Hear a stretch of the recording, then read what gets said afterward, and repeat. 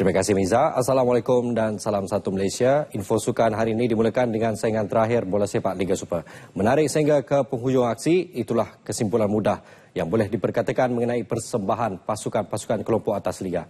Walaupun tewas 1-2 kepada Felda United, Harimau Selatan, Johor Darul Ta'zim JDT tetap berjaya mempertahankan kejuaraan Liga Super. Kejayaan JDT turut dibantu dengan kegagalan Pahang mencatat 3 mata di Terengganu.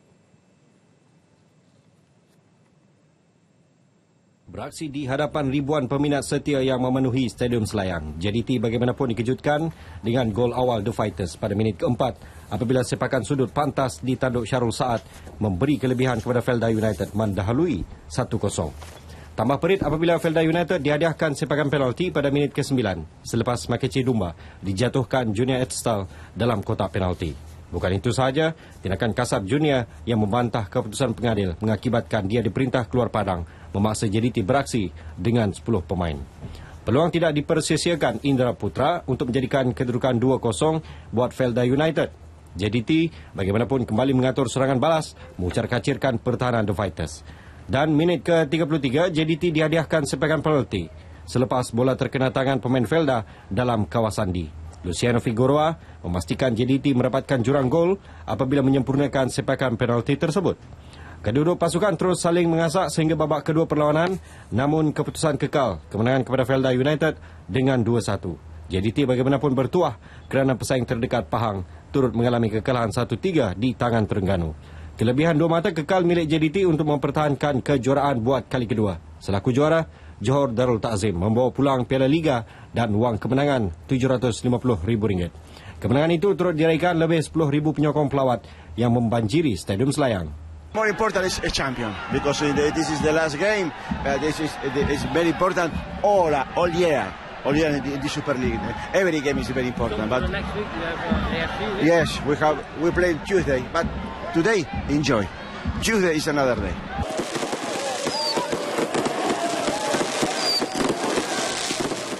Di Kuala Terengganu, hasrat Tok Gajah untuk menghalang JDT lebur apabila tewas di tangan tuan rumah Terengganu 1-3.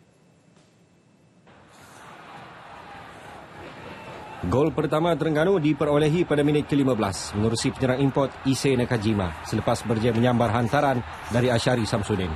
Pada minit ke-32, Ashari pula meledakkan gol kedua tuan rumah selepas menerima hantaran Fakrul Razi yang gagal dikeluarkan barisan pertahanan Pahang. Gol dicari pasukan pelawat akhirnya diperolehi selepas 3 minit babak separuh masa kedua menerusi pemain pertahanan Damien Delano Stewart pada minit ke-48. Namun, jaringan itu tidak mematahkan semangat Terengganu yang berjaya menghasilkan gol ketiga minit ke-66 melalui Muhammad Nasril Izzat.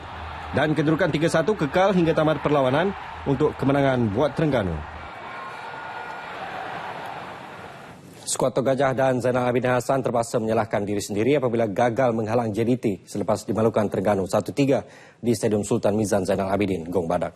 Sementara itu, tempat ketiga milik Selangor yang melakar kemenangan 2-0 kepada Perak di Ipoh. The Red Giants perlu menang di Ipoh untuk menamatkan Liga Super musim 2015 di tangga ketiga. Berdepan Perak, pelawat nyata tidak diberi laluan mudah tuan rumah untuk menjaringkan gol. Namun gerakan pemain lincah Andik Firmansyah sekali-sekala meresahkan skuad kendalian Abu Bakar Fadzim. Minit ke-28 berpunca daripada sepakan sudut. Ahmad Harzwan Bakri melepaskan rembatan deras dari dalam kotak penalti. Susulan keadaan kelam kabut untuk Selangor mendahului 1 gol. Seminit berselang, Selangor seharusnya melebarkan kedudukan kepada 2-0. Namun tandukan penyerang tinggi lampai Afiq Azmi sekadar kedakapan penjaga gol. Kekecewaan itu ditebus pemain import Wilherme de Paula pada babak kedua perlawanan apabila rembatan leretnya terus menerjah gawang tuan rumah untuk Selangor selesa dengan 2-0 di minit ke-70.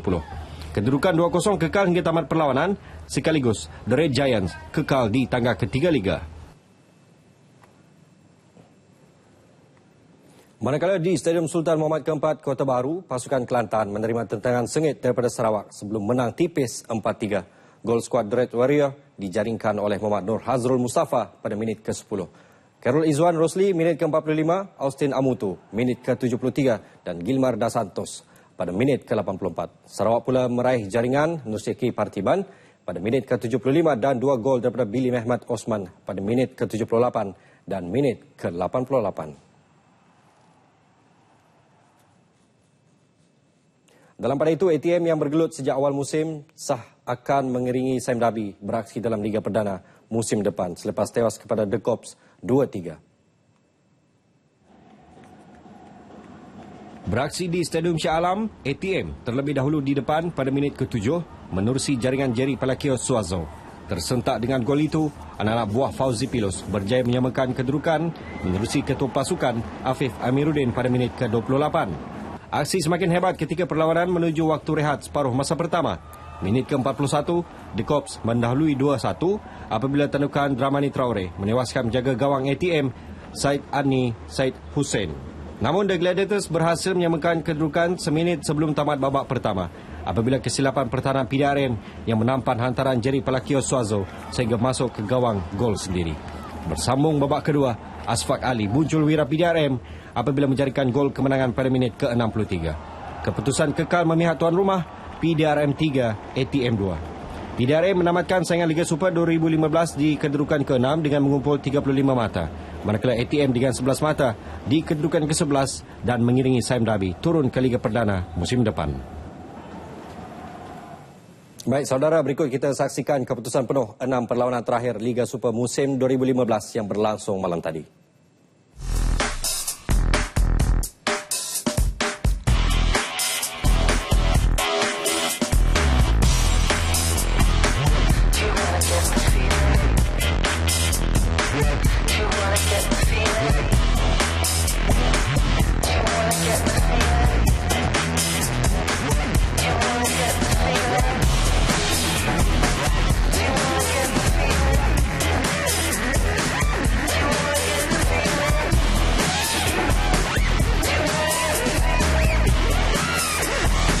I want to make the feeling.